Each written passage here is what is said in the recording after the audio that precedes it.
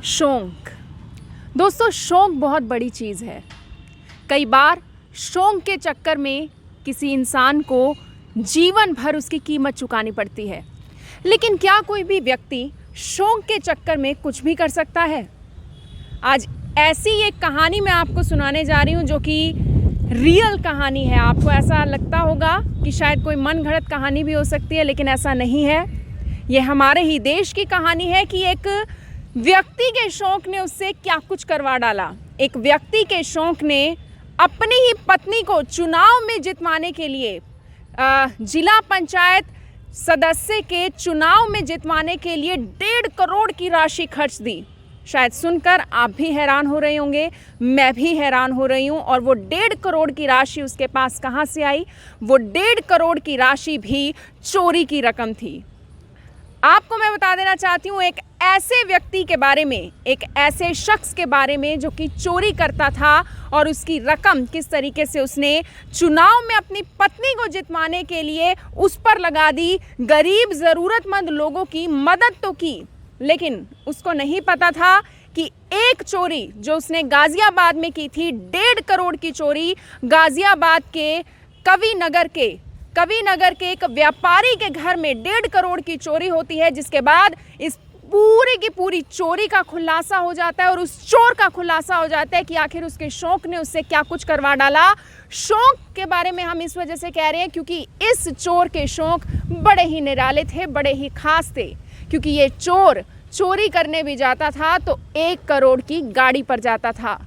1 करोड़ की गाड़ी पर मायने रखता है दोस्तों। और वो गाड़ी भी चोरी की, वो भी चोरी की रकम से ही आई हुई, खरीदी हुई। यानी कि आप ये समझिए कि उस चोर के शौक कितने ज़्यादा निराले थे। इतने ज़्यादा निराले थे जितने बड़े बड़े उद्योगपतियों के होते हैं, बड़े बड़े अमीर आदमियों के होते हैं, ऐसे शौक उस चोर के थे। अब मैं आपको बता देना चाहती हूँ कि आखिर कैसे उस चोर का भांडाफोड़ होता है। जैसे कि मैंने आपको बताया कि 3 सितंबर को गाजियाबाद के कवि नगर में एक व्यापारी के घर चोरी होती है, लगभग 1.5 करोड़ की चोरी। उस 1.5 करोड़ की चोरी के बाद किस तरीके से पुलिस पकड़ लेती है उस व्यक्ति को, जिस मास्टरमाइंड का नाम है इरफान उर्फ उजाले। उसको उजाले भी बोला जाता है और उसका नाम इरफान है। उसकी पत्नी को, उसकी गर्लफ्रेंड यानी कि उसकी प्रेमिका को और 11 अन्य आरोपियों को पुलिस गिरफ्तार कर लेती है। और अपनी पत्नी की जमानत करवाने के लिए इरफान पहुंच जाता है पुलिस स्टेशन में, क्योंकि उसकी पत्नी ने चुनाव लड़ना है, जो कि आने वाली सोमवार को चुनाव होने वाले हैं। जमानत के समय जमानत हो तो जाती है, लेकिन पुलिस इरफान को पकड़ लेता है। और इरफान को पकड़ने के बाद पुलिस भी आश्चर्यचकित हो जाती है, पुलिस भी हैरान हो जाती है कि आखिर क्या ऐसा भी चोर हमारे देश में हो सकता है जो कि पुलिस की नाक के नीचे किस तरीके से बड़े बड़े उद्योगपतियों का अपना शिकार बनाता था। और 20 लाख से कम की चोरी वो किया ही नहीं करता था। उसको वो मानता ही नहीं था कि मैं 20 लाख की चोरी से कोई कम चोरी करूँगा।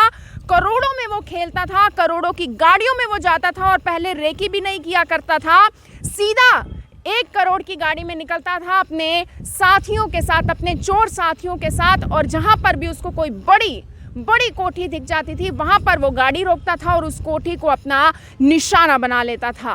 नोटबंदी से पहले भी उसने इस तरीके से ये एक चोरी की थी। एक जज के यहाँ उसने चोरी की थी 65 लाख की। हालांकि जज ने मामला दर्ज नहीं करवाया था, जिसके बाद इरफान को पकड़ा नहीं जाता। और उसके अलावा भी गोवा में उसने एक उद्योगपति के घर करोड़ों की चोरी की थी।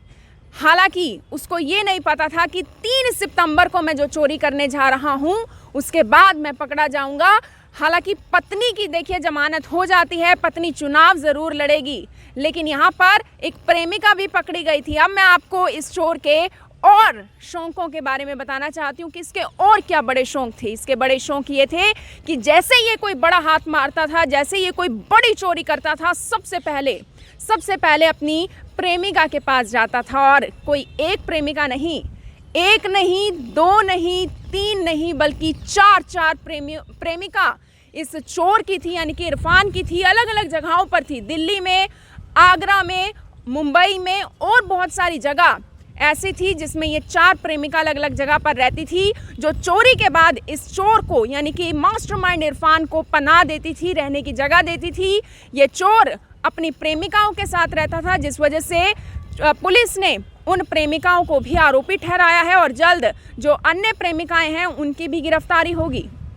इसके अलावा मैं आपको बताना चाहती हूँ कि महंगे महंगे गिफ्ट अपनी प्रेमिकाओं को देना इस चोर का शौक था, लेकिन मुझे नहीं लगता, ना मैंने, ना आपने, ना इस देश के किसी और व्यक्ति ने अब तक एक ऐसे चोर के बारे में सुना हो जो इतनी बड़ी चोरी को अंजाम देता था कि 20 लाख से कम की चोरी नहीं करता था, करोड़ों की चोरियां करता था, करोड़ों रुपयों पर हाथ साफ कर लेता था। जिस जज की चोरी के बारे में मैंने आपको बताया कि नोटबंदी से पहले इसने जज के यहाँ 65 लाख की चोरी की थी, उसमें भी ये जज की कोठी पर जाता है, अलमारी में देखता है, इसको नोटों की गड्डियां मिलती हैं, 2 बैग तैयार कर लेता है, लेकिन दोनों बैग बहुत ज़्यादा भारी होते हैं, जिसके बाद ये केवल 1 बैग उठा पाता है। और जब ये वापस आकर अपने घर आकर वो बैग चेक करता है तो उसमें 65 लाख रुपए गिने जाते हैं। और अपने आप में आप देखिए कि ये चोर कितना माला माल था, जो कि बड़े बड़े उद्योगपतियों को, बड़े बड़े अमीर आदमियों को अपना निशाना बनाया करता था। अब बात रही चुनाव की, यानी कि एक देखिए शौक, जिस तरीके से मैंने कहा कि बहुत बड़ी चीज़ है, शौक के पीछे ही एक इंसान कुछ भी कर गुजरता है। और ये चोर, इस चोर को शौक था कि मेरी पत्नी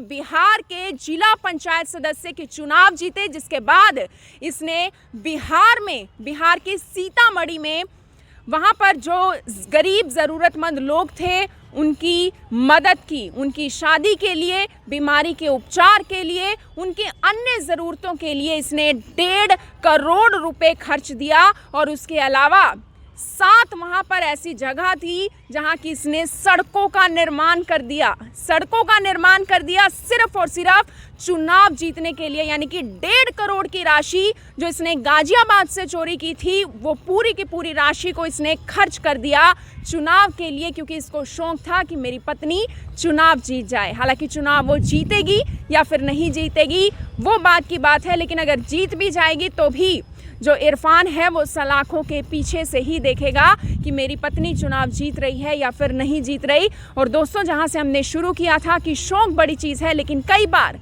बार हम ऐसा देखते हैं कि शौक के चक्कर में एक इंसान कुछ ऐसा कर बैठता है जिसके बाद उसका हर्जाना उसको ताउम्र चुकाना पड़ता है। आप सभी लोगों से मेरी यही अपील रहेगी कि जो भी लोग इस खबर को, इस वीडियो को देख रहे हैं, साथ के साथ ज़रूर शेयर करें। और अगर आप भी किसी ऐसी व्यक्ति को जानते हैं जिसके शौक बड़े ऊंचे हैं, बड़े हाईफाई हैं, उस व्यक्ति के बारे में हमें ज़रूर बताइएगा या फिर उसको कमेंट बॉक्स में मेंशन ज़रूर कीजिएगा। आप सभी लोगों से अपील, इस वीडियो को देखें और इसे शेयर ज़रूर करें। आप देख रहे हैं IBN24, मैं हूँ महक शर्मा, हरियाणा के करनाल से आप सभी के साथ लाइव। धन्यवाद। अब यहाँ तक आ ही गए हैं तो हमारे चैनल को सब्सक्राइब जरूर करें और नीचे दिए गए बेल आइकन को जरूर दबाएं ताकि हर खबर सबसे पहले पहुंचे आप तक।